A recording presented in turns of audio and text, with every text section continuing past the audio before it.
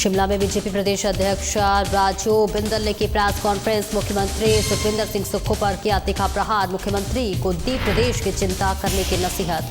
CM ने रखी green hydrogen परियोजना की आधारशिला। परियोजना को 1 वर्ष पूरा करने के दिए निर्देश। मिल पत्थर साबित होगा दभोटा हरित ऊर्जा संयंत्र।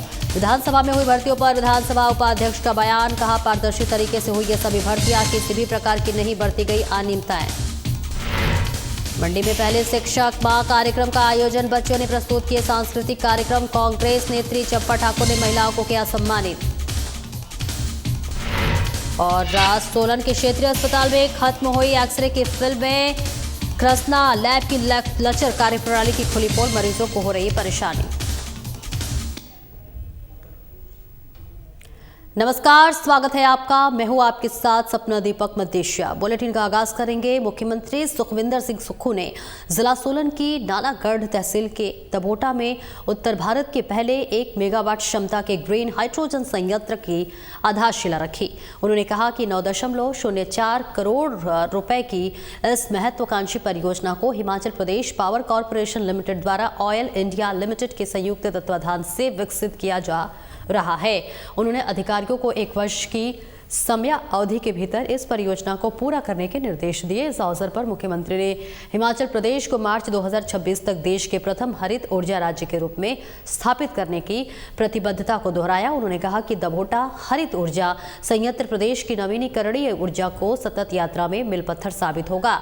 उन्होंने कहा कि हिमाचल प्रदेश के प्रयासों से ये नवाचार पहल अक्षय और नवीनीकरणीय ऊर्जा के क्षेत्र में हिमाचल को अग्रणी रूप से स्थापित करेगा। हरित ऊर्जा राज्य की परिकल्पना को साकार करते हुए प्रदेश सरकार ने 26 अप्रैल 2023 को ऑयल इंडिया लिमिटेड के साथ एक समझौता ज्ञापन हस्ताक्षरित किया गया है, और जिसके तहत सौर ऊर्जा, जियोथर्मल ऊर्जा और कंप्रेस्ड बायोगैस के विकास की दिशा में कार्य किया जाएगा। मार्च 2026 तक प्रदेश को जो हरित राज्य बनाने की दिशा में हमारी सरकार ने कार्य किया, और ये किसी सरकारी क्षेत्र में भारत का पहला ग्रीन हाइड्रोजन प्रोजेक्ट है। इस प्रोजेक्ट का लाभ यहाँ इंडस्ट्रीज़ को मिलेगा, और ग्रीन हाइड्रोजन किसी राज्य के द्वारा 1 मेगावाट का प्रोजेक्ट लगाकर हिमाचल प्रदेश इसमें अग्रणीय राज्य बना। भविष्य की ऊर्जा ग्रीन हाइड्रोजन है। आप देखेंगे कि इस 1 मेगावाट के प्रोजेक्ट को लगाने का पायलट प्रोजेक्ट है ये। इसके बाद हम इसमें और इन्वेस्टमेंट करेंगे। धीरे धीरे हमारे पास जो संपदा है उसमें सही मायने में अगर ग्रीन हाइड्रोजन कहीं उत्पादित हो सकता तो हिमाचल प्रदेश है। पानी हमारे पास है, रिन्यूएबल एनर्जी हमारे पास है। इन दो को आधार मानकर ही ग्रीन हाइड्रोजन पैदा होती है, क्योंकि ग्रीन हाइड्रोजन उसको कहते हैं थर्मल से पैदा नहीं होती। तो ये इसलिए मैं धन्यवाद करना चाहूँगा। हमारे ऑयल इंडिया लिमिटेड के एमडी साहब आए थे, हमारे हरकेश मीना जी पावर कॉरपोरेशन के थे। 1 मेगावाट का हमारा समझौता को तकरीबन अभी 8-9 महीने पहले हुआ, और इस ग्रीन हाइड्रोजन प्रोजेक्ट को हमारा टारगेट है कि इस मार्च तक इसको पूरा कर लिया जाए, क्योंकि जो इलेक्ट्रोलाइज़र है उसको लाने के लिए थोड़ा समय लगता है, और ये देश का पहला सरकारी क्षेत्र और उपक्रम के साथ समझौता किया हुआ पहला प्रोजेक्ट है। और मुझे खुशी है कि हिमाचल ने आज इस 1 मेगावाट के पहले प्रोजेक्ट का शिलान्यास किया है, और आने वाले समय में ये जो ऊर्जा है ग्रीन हाइड्रोजन की, ये हिमाचल की आर्थिक समृद्धि के लिए बहुत ज़रूरी है। ये वो ऊर्जा है जिसमें आने वाले समय में हिमाचल प्रदेश आत्मनिर्भर बनेगा, और 2032 में हिंदुस्तान का सबसे समृद्धशाली और अमीर राज्य बनेगा। और भारतीय जनता पार्टी के प्रदेश अध्यक्ष डॉक्टर राजू बिंदल ने मुख्यमंत्री सुखविंदर सिंह सुक्खू पर तीखा प्रहार करते हुए कहा कि उन्हें बीजेपी की चिंता करने के बजाय हिमाचल प्रदेश की बिगड़ती कानून व्यवस्था और जनता की गंभीर समस्याओं पर ध्यान देना चाहिए। डॉक्टर बिंदल ने कहा कि बीजेपी एक संगठित और सशक्त पार्टी है, जिसके 18 लाख से अधिक सक्रिय सदस्य हैं। प्रदेश भर के 8000 पोलिंग बूथों पर समितियां कार्यरत हैं, जो बीजेपी की मजबूती को दर्शाती है। कांग्रेस को बीजेपी की चिंता करने की बजाय अपने संगठन के पर ध्यान देना चाहिए, जहां न मंडल अध्यक्ष है, न जिला अध्यक्ष और न ही प्रदेश स्तर पर कोई ठोस नेतृत्व। हिमाचल प्रदेश के माननीय मुख्यमंत्री सुखविंदर सिंह सुक्खू जी भारतीय जनता पार्टी संगठन की चिंता करना छोड़ दें।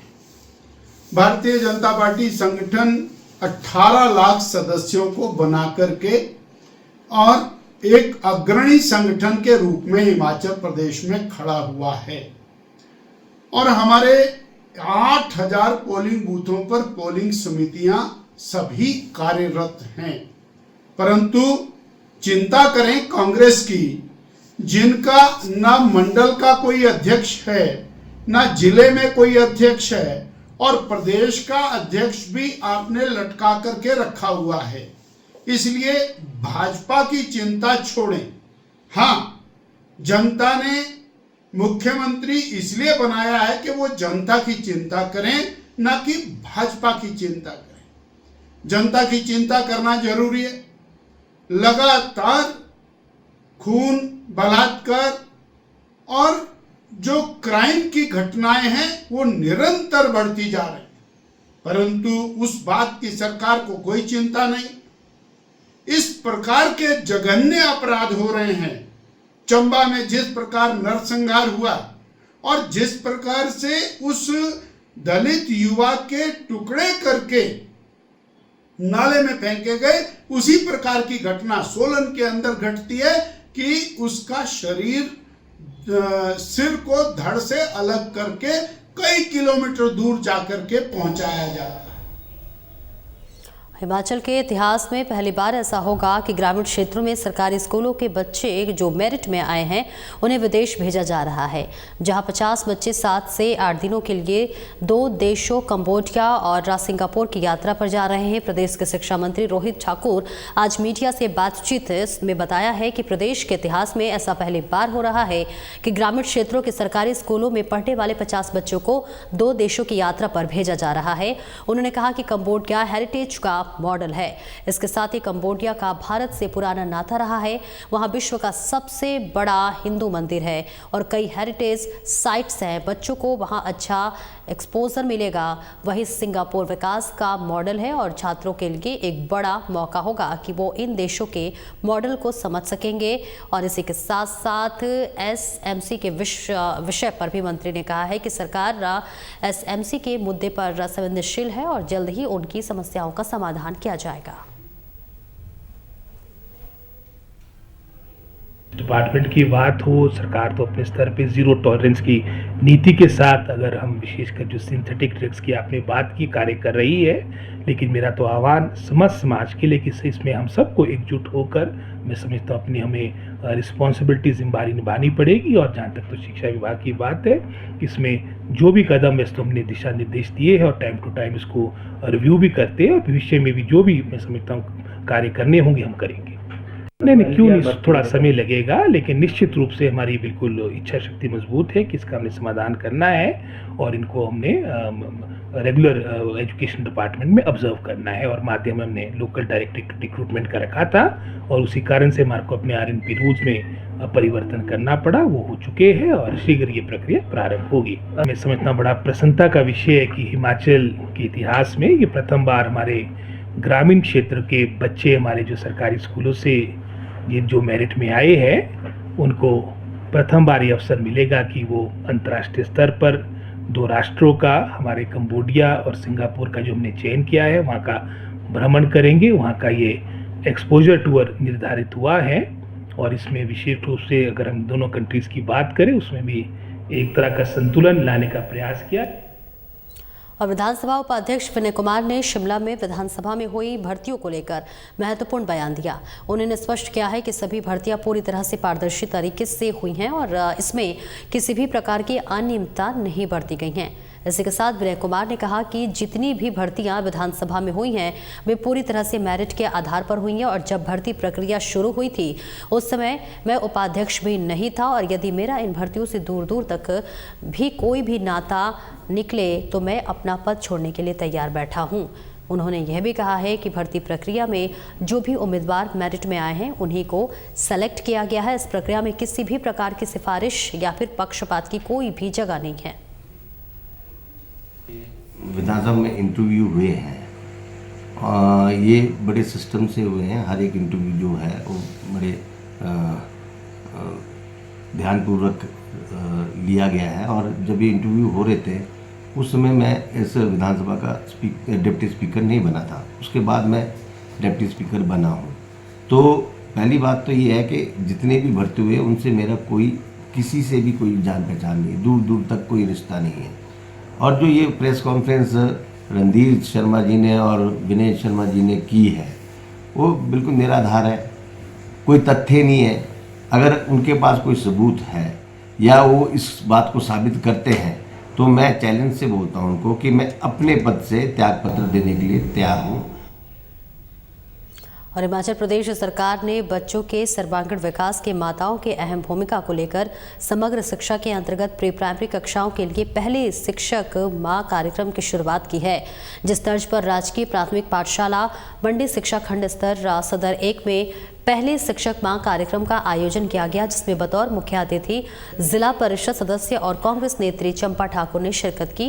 प्रारंभिक शिक्षा अधिकारी मंडी चंद्रावती ने कहा है कि बच्चे की पहले शिक्षक माँ होती हैं और इसको लेकर प्रदेश भर में समग्र शिक्षा के अंतर्गत प्री प्राइमरी कक्षाओं के लिए पहले शिक्षक माह कार्यक्रम की शुरुआत हुई है। उन्होंने कहा कि इस कार्यक्रम में रस्सी कस्सी, मटका फोड़ और स्कूली बच्चों ने सांस्कृतिक कार्यक्रम प्रस्तुत किए और वही कार्यक्रम में अंत में चंपा ठाकुर ने सभी महिलाओं को सम्मानित किया है। आज बाल केंद्रीय प्राथमिक पाठशाला बाल मंडी में खंड स्तरीय पहली शिक्षक माह की यह प्रतियोगिता खंड स्तर पे करवाई जा रही है। इसमें सदर ब्लॉक के सभी खंडों से सभी स्कूलों के सभी माताओं को बुलाया गया है और विभिन्न प्रकार की प्रतियोगिताएं करवाई जा रही है।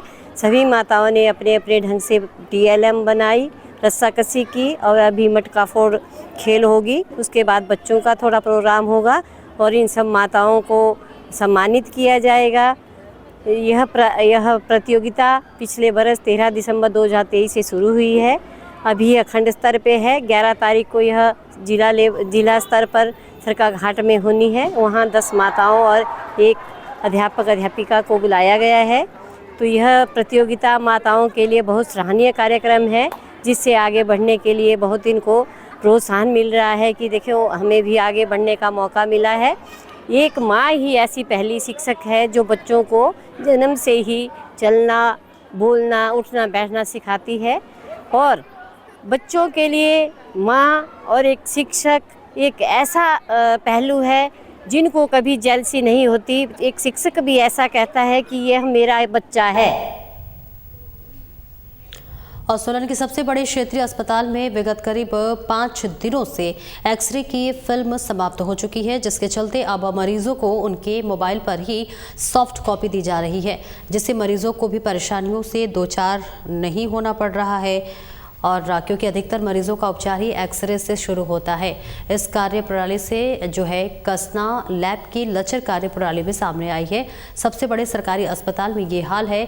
यहाँ रोजाना हजारों मरीज उपचार करवाने आते हैं और हमारे संवाददाता से बात करते हुए अस्पताल के चिकित्सा अधीक्षक MP सिंह ने बताया कि एक्सरे फिल्में समाप्त है, जो कि कस्बा लैन की होती है। इस बीच बावजूद मरीजों के एक्सरे किए जा रहे हैं, लेकिन उन्हें सॉफ्ट कॉपी ही दी जा रही है, जिससे उन्हें कई तरह की दिक्कतें हो रही है। उन्होंने कहा कि कस्बा लैब को आगे से ऐसी कोताही न करने की आदेश दिए गए हैं और ऐसे के साथ अतिरिक्त एक्सरे फिल्म रखने को भी कहा गया है। अभी के एक्सरे हो रहे हैं, एक्सरे करने में हमारे यहाँ से कोई असुविधा नहीं है और उसकी रिपोर्ट भी दी जा रही है उनको, लेकिन हम यहाँ पे सॉफ्ट कॉपी में रिपोर्ट दे रहे हैं। जो ये एग्रीमेंट हुआ है गवर्नमेंट का, ये कर्सना लैब के साथ हुआ है और यही एक्सरे फिल्में सारे उसके लिए सप्लाई करते हैं, पूरे हिमाचल में सप्लाई होती हैं। इसके कारण जो कि सप्लाई इनकी है, तो जैसे पता चला है कि इनकी कोई जो असाइनमेंट थी वो मिसप्लेस हो गई है कहीं, तो इनको फिर दोबारा से लेटर लिखा गया है कि आगे से ऐसा ना हो और साथ में 25% कम से कम हर महीने का जितना भी है उसमें हमारे पास रिजर्व कोटा होना चाहिए एक्सरे फिल्मों का। फिलहाल इस बुलेटिन में इतना ही। नमस्कार।